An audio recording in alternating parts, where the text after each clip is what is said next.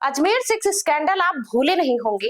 ठीक वैसा ही कुछ खौफनाक बनारस में हुआ है, जहां 7 दिनों तक एक मासूम को 23 लोग बारी बारी नोचते रहे। इस हैवानियत का खुलासा तब हुआ जब पीड़ित किसी तरह चंगुल से छूटी और अपने घर पहुंच पाई।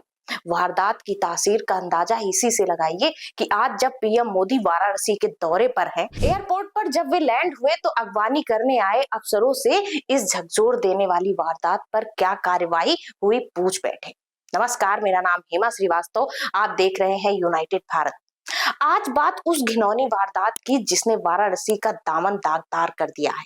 क्या है वाराणसी का खौफनाक रेप कांड जिस पर पीएम मोदी ने अफसरों के पेच कसे? आइए करते हैं तफ्तीश। वाराणसी पहुंचे पीएम की फिक्र बेबुनियाद नहीं है। वाराणसी में छात्रा से गैंग रेप मामले में रोज नए खुलासे हो रहे हैं।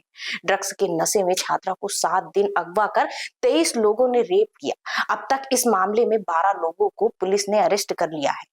इस घटना का मास्टरमाइंड अनमोल गुप्ता भी पुलिस की गिरफ्त में है। पुलिस की पूछताछ में अनमोल गुप्ता ने सिक्स फैक्ट्री की पूरी कहानी पुलिस के सामने जोग ली है, उससे सब भौचक्के रह गए। अनमोल गुप्ता कैफे कॉन्टिनेंटल से इस पूरे सिक्स रैकेट की फैक्ट्री को ऑपरेट करता था। इस काम के लिए उसने दर्जन भर लड़कों को एजेंट बना रखा था, जिनका काम लड़कियों को झांसे में लेकर कैफे तक पहुंचाना था और फिर शुरू होता था असल खेल। इसी कैफे में लड़कियों के आपत्तिजनक वीडियो बनाकर उन्हें ब्लैकमेल किया जाता था। 7 साल पहले मायने साल 2018 में मास्टरमाइंड अनमोल गुप्ता चाउमीन का ठेला लगाता। उसके बाद उसने फास्ट फूड की दुकान खोली। धंधा चल निकला तो अनमोल ने मलदैया इलाके में एक हॉल किराए पर लिया और फिर यही से कैफे कॉन्टिनेंटल की शुरुआत की। सूत्र बताते हैं इस कैफे में नशे का पूरा गोरख धंधा चलाया जाता। शुरू में महिला वेटर के जरिए युवाओं को शराब और गांजा सर्व किया जाता था। देखते ही देखते इस कैफे ने युवतियों को भी नशे का लती बनाया, जिसके बाद अनमोल ने नशे में धुत लड़कियों को सिक्स रैकेट में धकेल दिया। लड़कियों को पैसे का ऑफर दिया और फिर उनसे गलत काम कराया। पीड़ित छात्रा को भी ऐसे ही शिकार बनाया गया।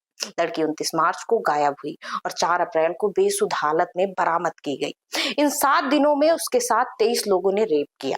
बनारस की इस बेटी के दर्द से पूरा देश कराह रहा है। प्रधानमंत्री के संसदीय क्षेत्र में हुई इस वारदात ने सबको सन्न कर दिया है। पीड़ित छात्रा के पिता का दर्द हर पिता का दर्द है।